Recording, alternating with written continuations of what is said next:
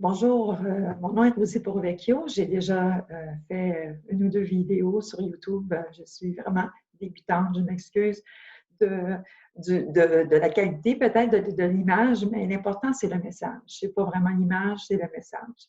Donc, en ce temps de pandémie et de peur à tous les niveaux, peur de la maladie, peur de l'autorité, j'aimerais vous raconter une histoire que j'ai vécue et qui m'a beaucoup fait comprendre comment, quand on est dans la peur, on n'écoute pas la bonne voix à l'intérieur de nous. Donc, je recule. J'ai aujourd'hui 68 ans. J'en avais 30, c'était en 1981. Je travaillais pour la compagnie Steinberg. J'étais jeune maman, j'avais 3 jeunes enfants. Et mon mari était, il était sur le chômage à cette époque-là. Donc, moi, je travaillais 2 soirs semaine pour arrondir les fins de mois, puis aussi pour sortir de la maison, parce que ça fait du bien quand tu es à plein temps dans la maison avec les enfants, de prendre un peu d'air. Donc, je travaillais pour toutes ces raisons-là. Pas juste pour l'argent, mais aussi pour, rencontrer des adultes, puis être avec des adultes aussi. Donc, j'aimais le travail que je faisais, c'était pas compliqué, j'étais dans l'informatique et je suis une fille sociable, donc j'aimais rentrer au travail pour rencontrer mes collègues, rire avec eux, je suis rieuse de nature. Donc, la vie était belle. Malgré la situation, on manquait de rien, la vie était belle. Puis un soir, je rentre au travail, puis, et là, l'atmosphère, c'était d'un froid incroyable. Je sentais l'énergie, c'était tellement dense. Je ne sais pas qu'est-ce qui est arrivé, j'étais au courant de rien. Et je me suis assise à mon bureau, comme d'habitude, et j'avais devant moi ma collègue qui me fait un air en voulant dire « Dis pas un mot ». Je dis « Mon Dieu, qu'est-ce qui s'est passé pour un mot? » Puis à 6 heures, moi je rentrais vers 4 heures, je crois, de 4 heures je faisais 6 heures, donc, ou de 4h30 à 11h30. Oh, je ne sais plus tôt, c'est pas important. Anyway. Puis à 6 heures, c'était à l'heure à laquelle on soupait. Puis nous, on avait demandé en fait, les filles avant moi, parce que moi, j'étais nouvelle dans cette compagnie-là, avaient fait une entente avec les patrons de prendre la pause de 6 heures, la pause de 9 heures, mettre ça ensemble. Donc, ça faisait une demi-heure. Ça donnait une demi-heure de temps pour souper. Puis, comme les employés faisaient un bon travail, la compagnie a alloué 10 minutes de plus. Donc, on avait 40 minutes pour souper. Et ça, c'était payé parce qu'on utilisait les pauses. Et comme ça, les gens finissaient plus tôt le soir parce que comme on travaillait le soir, on avait tous des enfants. C'était plus facile c'était mieux pour nous de finir un peu plus tôt. Donc, ce soir-là, à 6 heures, moi, je pars avec mon lunch, puis je m'en vais, parce qu'on fallait traverser un grand bâtiment, un entrepôt pour aller à la cafétéria. Et là, j'apprenais que nous avions que 15 minutes pour manger et que là, on nous avait enlevé le droit de prendre une demi-heure ou 15 minutes au lieu de les prendre à 6 heures. Là, on avait un 15 minutes à 6 heures, un 15 minutes à 9 heures le soir. Le 10 minutes, on nous avait enlevé ça parce que la veille, les filles, parce que je travaillais avec des filles en majorité, on fait une rencontre avec la superviseure pour leur exprimer l'injustice qu'elle ressentait face à son comportement parce qu'il y avait elle faisait, comment dire, sa sœur travaillait dans le groupe et elle était nouvelle, puis elle avait le travail le plus facile à faire. Et nous, on avait le travail le plus difficile à faire. Donc, moi, je ne voyais pas la différence. Pour moi, ça ne faisait pas de différence. Je n'avais même jamais remarqué ça. Mais pour les filles qui travaillaient là depuis longtemps, les filles avaient vu ce qui se passait. Puis finalement, ils ont décidé de se regrouper puis d'exprimer ça à la superviseure. Et finalement, elle a juste écouté ça. Puis elle a dit, OK, je vais faire attention à ça la prochaine fois. En tout cas, finalement, ça semblait s'être terminé dans la bonne entente.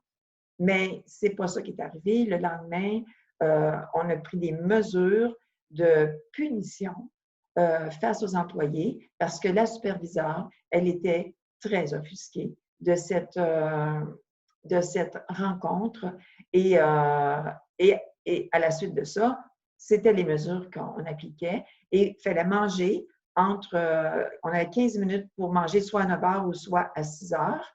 Puis, on était comme, tu sais, à l'heure, il fallait revenir à l'heure. Ça, c'était le premier soir que j'étais là, que ça s'est passé. Et là, moi, je dis aux filles, mais là, attendez, là, vous n'allez pas accepter ça, vous n'allez pas accepter une condition comme ça. Puis les filles ont dit, Ozzy, on n'a pas le choix, on va perdre nos jobs. Ben, j'ai dit, moi, c'est une perte qui ne me dérangerait pas parce que jamais j'avais accepté quelque chose comme ça. Donc, je suis retournée au bureau à l'heure et la superviseure regardait l'heure pour qu'on soit tous à l'heure assis au bureau. Et le lendemain, j'ai appelé à la commission des normes du travail pour demander c'était quoi parce que je savais que c'était impossible qu'on puisse, que ça puisse être acceptable. Tu sais. Donc, j'ai demandé à parler à quelqu'un. Donc, avant d'appeler aux commissions des normes du travail, j'ai appelé la compagnie Steinberg et j'ai parlé avec la personne qui était en charge du personnel. Puis là, j'expliquais ça, je dis, écoutez, ça n'a aucun sens, là. Ça n'a aucun sens. Puis là, j'ai tout raconté l'histoire, puis il me dit, bien, écoutez, puis il m'a demandé mon nom.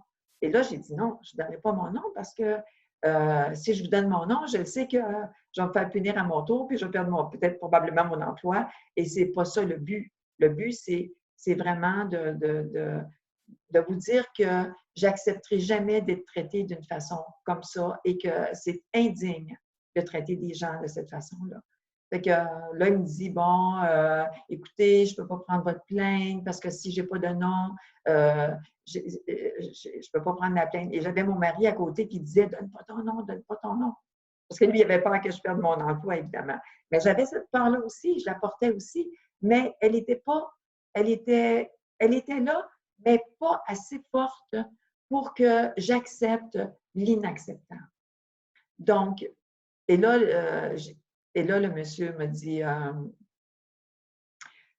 non, c'est ça, j'avais appelé la commission des normes du travail et j'avais le numéro de la loi qui stipulait que nous devions nous avions droit à une demi-heure pour manger pour un quart de travail de 4 heures. Donc, nous, on faisait 6 heures et peut-être un peu plus que 6 heures.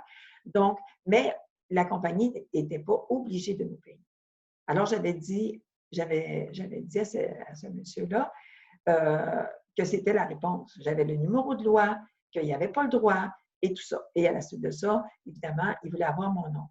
Et je ne voulais pas le donner parce que je savais qu'on allait probablement me punir pour ça. Puis finalement, j'ai décidé de donner mon nom. Parce que sinon, le directeur du personnel ne voulait pas tenir compte de ma plainte. Donc, quand je suis rentrée au bureau la journée même, parce que je faisais 2 jours, le jeudi et le vendredi, je travaillais. Donc, quand je rentre au bureau, la journée même, que j'ai parlé avec le directeur du personnel, je n'ai pas eu le temps de déposer mes effets, puis de m'asseoir, que tout de suite, on est venu me chercher, puis on m'a dit d'aller au bureau, la superviseure, pas la superviseure du département, mais la superviseure qui est au-dessus. Et là, on m'a demandé qu'est-ce qui s'était passé. Je raconte l'histoire, exactement comme je viens de la raconter. Et je leur ai dit que j'ai appelé la Commission des normes du travail pour la simple raison que je n'accepterais jamais l'inacceptable. Et que c'était la raison pourquoi je faisais ça, que j'allais faire valoir mes droits et que c'est pour ça que j'ai fait ça. Donc, la superviseure qui avait, elle, vécu la frustration durant la semaine était très, très fâchée parce que moi, j'avais fait la démarche, puis à un moment donné, elle a dit à sa superviseure, mais pourquoi on accepterait de tout changer pour Rosie Pourvecchio? Et elle lui a répondu, à cause de la loi, je me souviens plus du chiffre, la loi 999, je dis n'importe quoi. Alors, et là, je suis retournée à mon bureau.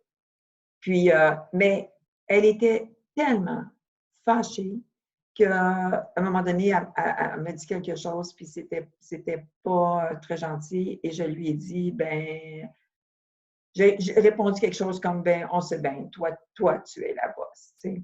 Et là, c'est sûr que là, j'ai pesé sur le bouton, elle est retournée s'asseoir à son bureau, elle s'est relevée 2 minutes après, elle est revenue me voir pour me dire, bon, là, puis là, je savais, parce que moi, dans le fond, ce que j'aurais eu envie de faire, c'était de m'en aller, de ne pas me laisser parler comme ça, de ne pas me laisser traiter comme ça, mais c'était de quitter l'emploi. Mais si j'avais quitté l'emploi, si j'avais, parce que c'est sûr, si je quittais l'emploi, j'aurais pu me trouver un emploi le lendemain matin. Le problème, c'était pas ça. C'était de rester. C'était de rester là et d'aller jusqu'au bout de l'exercice. Parce que mon ego, c'est sûr que mon ego voulait embarquer. Et je n'ai pas laissé cet espace-là. Puis là, quand elle est venue me voir pour me dire, bon, écoute, j'ai pensé à mon affaire, ramasse tes choses, puis retourne chez toi, puis avant de rentrer, on va t'appeler lundi. Le directeur du personnel va t'appeler lundi. Et là, j'ai dit à voix haute pour que les gens m'entendent, OK, maintenant, c'est toi qui me demandes de partir. Tu veux que je m'en aille et tu veux que je ne revienne pas tant qu'on ne m'appelle pas. Parfait, c'est parfait, je vais partir. Et j'étais guidée de l'intérieur de faire ça, parce que c'est sûr que ça s'était passé dans le huis clos entre elle et moi. Bon, on sait comment ça marche dans le monde, on a besoin de témoins. Alors, je suis partie. Et le lundi, on m'a appelé pour me dire qu'on était en manque d'emploi et que j'étais licenciée pour un temps indéterminé. Et là, moi, j'avais dit, j'ai appelé le directeur du personnel, j'ai parlé à nouveau et je lui ai dit qu'est-ce qu'on faisait avec moi. Et il m'a dit, oui, effectivement, on manque d'emploi. Et là, je savais qu'il mentait. Alors, là, je souris, mais je ne souriais pas du tout. Quand c'est arrivé, j'avais même les larmes aux yeux. Et j'ai dit au monsieur, j'ai dit, si vous faites ça, je vous jure, je vous amène en cours. Et à la suite de ça, j'ai fait la démarche de me rendre à Montréal. J'habitais Chambly. Et moi, la chose qui me, vraiment, je peux faire n'importe quoi dans la vie, mais remplir des formulaires, j'ai ça. Et là, m'en allant partir pour aller à Montréal, dans le centre-ville, pour aller remplir un formulaire. Je peux vous dire que j'ai dépassé quelque chose que je n'aimais pas, parce qu'à l'époque, on n'avait pas l'ordinateur pour avoir les formulaires directement à l'écran et tout ça. J'ai passé le test, je suis allée, j'ai rempli le formulaire, j'ai attendu, j'ai parlé avec l'avocat. Puis l'avocat me dit, tu sais, Rosie, maintenant, retourne à la maison, occupe-toi de tes enfants, parce que j'ai tout raconté l'histoire. Occupe-toi de tes enfants, puis laisse-moi ça entre les mains. Je suis retournée chez moi et j'ai lâché prise. J'ai arrêté de penser à ça. Je me suis occupée de mes enfants, je me suis occupée de ma vie. La vie a continué.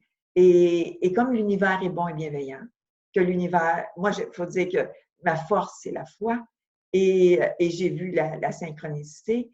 Une voisine qui commençait un nouvel emploi me demandait de garder son enfant, une petite fille. Et moi, j'avais déjà trois petites filles. Fait que, quand tu en as trois, tu en as une de plus, ça ne fait pas grande différence. Alors, j'ai accepté de garder sa fille.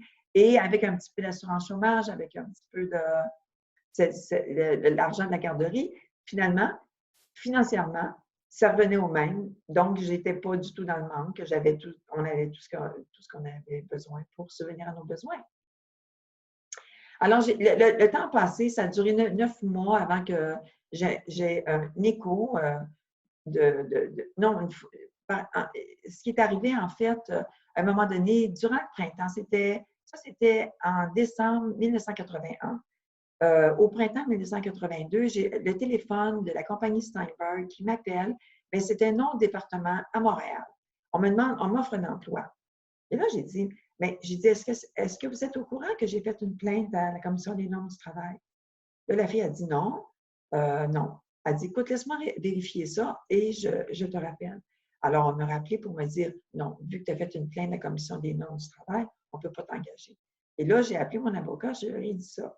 Ah ben là, il dit, ils viennent de se mettre ben, je vous le dis dans mes mots à moi, il ne m'a pas dit ça comme ça, mais ils viennent de se planter un clou dans le pied.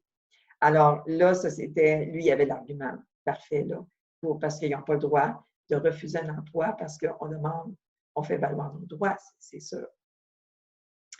Donc, finalement, 9 mois plus tard, on est rendu au mois d'août. Moi, je passais un été merveilleux. Il a fait beau cette année-là. On avait une piscine à la maison. C'est sûr que j'étais avec les enfants et j'ai profité du beau temps, du bon temps que j'ai eu avec les enfants, à jouer dans la piscine, à faire ma petite vie que je fais normalement. Puis la vie était belle, tout allait bien, je manquais de rien, c'était merveilleux. Et là, à un moment donné, j'ai une fille qui m'appelle, elle me dit, hey, Rosie, c'est parce que là, c'est la panique ici, là, une fille de chez Steinberg, une collègue. C'est la panique ici, là, les avocats se promènent, puis là, on demande c'est qui Rosie Provecchio, qu'est-ce qui s'est passé? Et là, je dis, tout d'un coup, j'existe. Tout d'un coup, on tient compte de ma petite personne. Et, j'avais le fou rire, tu sais, puis je me disais, je faisais confiance, puis mais je voyais la scène, tu sais, puis j'avais juste le fou rire. Fait que j'ai été convoquée, finalement, on a envoyé, la compagnie Steinberg a envoyé 9 supplénats à 9 personnes différentes, dont moi, de me présenter en cours le 13 septembre 1982. Excusez, je vais prendre un peu d'eau, j'ai soif. 1982. Donc, j'arrive en cours et là, j'avais, dans le couloir, j'avais les personnes de Steinberg qui étaient tous assis un côté l'autre. Et moi, je passe devant. Évidemment, moi, je ne suis pas stressée. Je n'ai pas de stress parce que moi, j'ai juste dit la vérité. Et je n'ai rien à défendre. Je n'ai rien à prouver.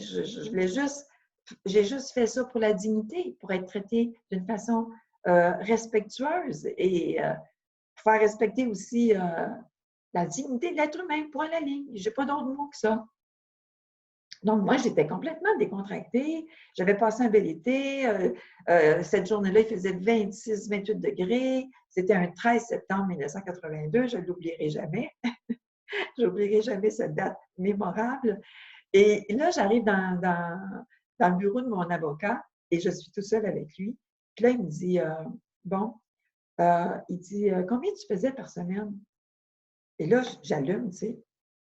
Là, j'ai dit, attendez, mais non, dites-moi pas qu'en plus, en plus de tout ce que je vivais dans le mois de joie et de paix et de bonheur. Je ne sais pas pourquoi j'étais dans le bonheur, mais j'étais dans le bonheur, tu sais. Parce que justement, j'avais rien à défendre, puis j'avais rien à cacher, puis j'étais pas dans la peur, puis j'étais dans la vérité, j'étais pas dans le mensonge, tu sais. Donc, j'étais libre. Je me sentais totalement libre. C'est ça, finalement, le bonheur, tu sais. Alors, j'ai dit à l'avocat, vous n'allez pas me dire qu'ils vont me payer. Il dit, certainement. Comment tu faisais de l'heure? Comment tu faisais par semaine? Et là, je lui donne les monsieur, mais puis c'est quoi? Et là, en dedans, j'ai une explosion de joie, mais j'ai dit, mais ça, c'est la cerise sur le sonnet, parce que jamais j'ai fait ça pour l'argent. J'ai jamais pensé qu'on allait me payer. Moi, je voulais juste faire valoir un droit tout simplement, au droit au respect, tout simplement. Donc, comprenez-vous, moi, c'est comme je venais de gagner à la loterie, là. On me payait 9 mois de salaire, puis 9 mois de salaire où j'étais à vivre tout simplement chez moi avec mes enfants, tranquillement. Que j'étais totalement dans la joie. Pouvez-vous l'imaginer? Puis là, il dit oui, puis en plus, on va te redonner, ils sont obligés de te redonner ton emploi. Ben, ça, je me garde une petite gêne. Honnêtement, je ne la veux pas.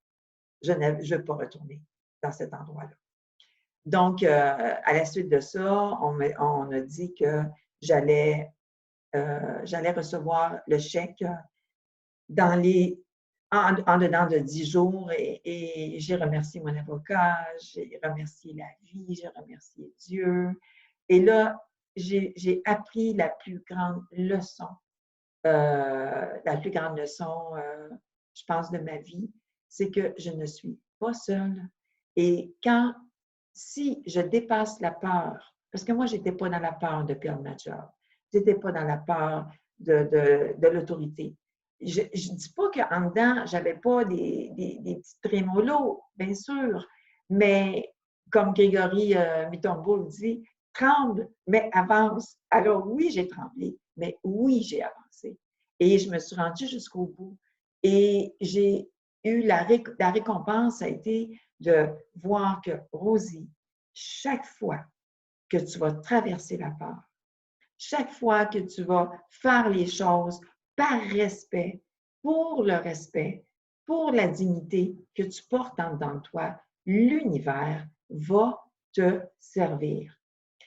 Et l'univers, je parle l'univers, pas juste l'univers physique, mais la conscience de l'amour va te servir. Et la conscience de l'amour, elle est là aussi pour tous les gens qui ont peur. On s'entend. L'amour, c'est notre essence. Elle est là pour tous les gens qui ont peur également, sauf qu'elle ne peut pas intervenir. Elle ne pourra pas intervenir si la peur est choisie au lieu de l'amour dans son esprit. L'amour va rester comme derrière, observer. C'est comme s'il y avait un témoin silencieux dans notre esprit qui observait nos expériences et qui attendait notre consentement de demander l'aide nécessaire, de demander, moi, l'aide nécessaire, je l'ai demandée via la Commission des normes du travail. Je savais que cette aide-là était déjà implantée et je l'ai utilisée.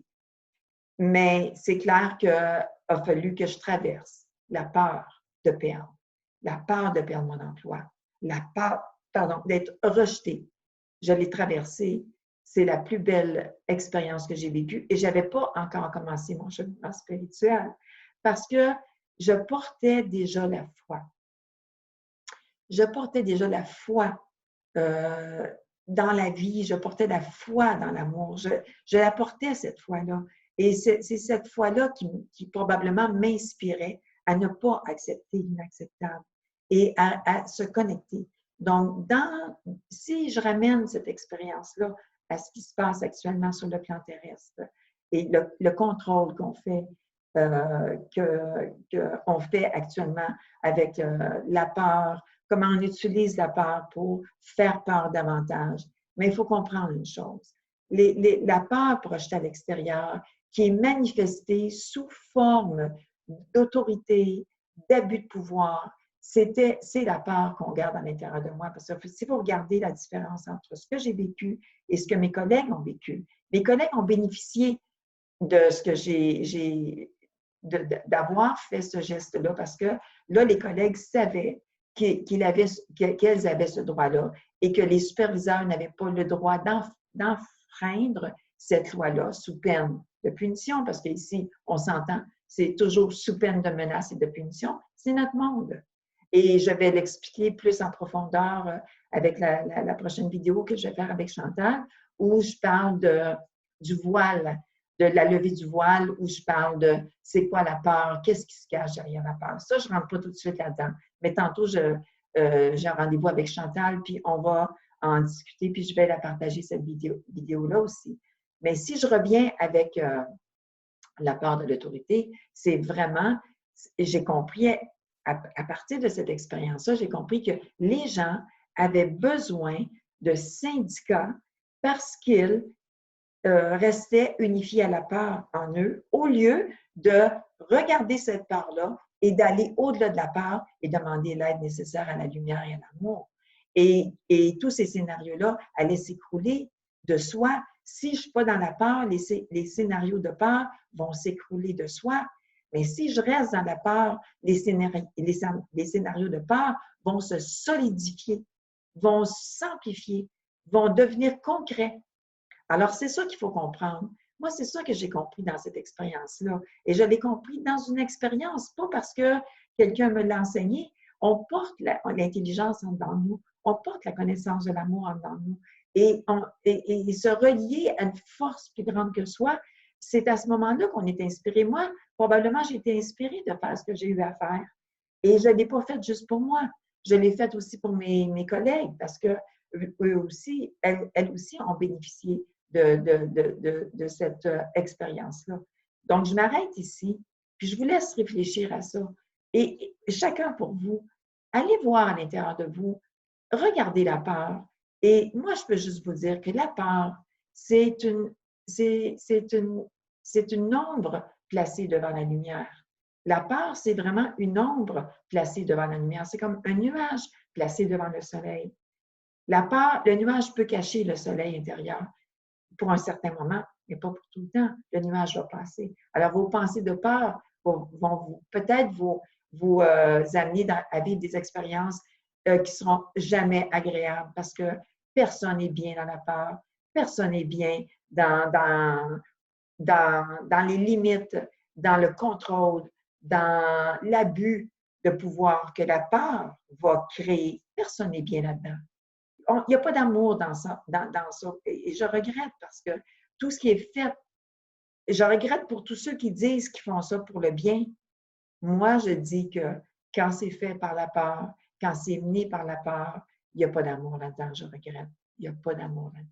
Alors, à chacun, regardez à l'intérieur de vous, ne jugez pas la situation et comprenez que chaque petite peur que vous portez, vous donnez le pouvoir à une autorité extérieure d'abuser et d'utiliser la peur pour revenir vous faire peur avec votre propre peur. Donc, la peur, c'est une ombre qui est absolument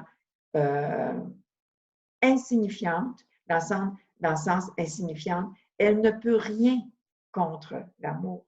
Elle ne peut rien contre la lumière. Parce que la peur, c'est un moment d'absence d'amour. Connectez-vous à l'amour et la peur va disparaître. Et ça, jamais vous allez l'apprendre en écoutant mes paroles ou en écoutant des belles paroles des grands sages. C'est dans l'expérimentation que vous allez traverser la peur et que vous allez voir que la peur est une illusion. Merci beaucoup et je vous souhaite vraiment de vous connecter à l'amour et dans l'amour, vous allez être inspiré et vous allez être inspiré pour le plus grand bien de tous et non pas juste pour votre propre petite survie. Merci beaucoup. À bientôt.